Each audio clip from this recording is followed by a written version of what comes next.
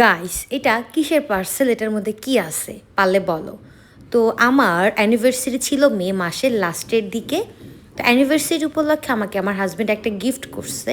এটার মধ্যে কি আছে আমি এখনো পর্যন্ত নিজেও জানি না, এটাকে মনে হয় সারপ্রাইজ গিফট বলে। যাই হোক, এটার মধ্যে আছে হচ্ছে, খুলে দেখলাম খুবই সুন্দর একটা ব্যাগ।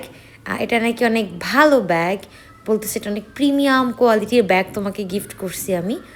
তো আমিও দেখলাম আসলে এটা অনেক ভালো কোয়ালিটির ব্যাগ। তো এই ব্যাগটা হচ্ছে খুবই সুন্দর। এটার মধ্যে কোনো জিপার নাই, জিপার ছাড়া ব্যাগ এটা। আর দুইটা বেল্ট আছে।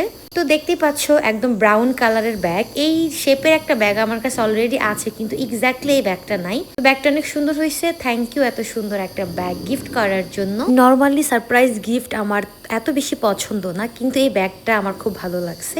এই সারপ্রাইজ গিফটটা আমার সত্যি অনেক পছন্দ হয়েছে। আপাতত ব্যাগটা ইউজ করতেছি না, রেখে দিচ্ছি, কোথাও ঘুরতে গেলে ইউজ করব। আর তোমরা যদি কেউ আমাকে দাওয়াত দাও, তাহলে আমি একটু ব্যাগটা নিয়ে ঘুরতে যাবো তোমাদের বাসায়, ঠিক আছে?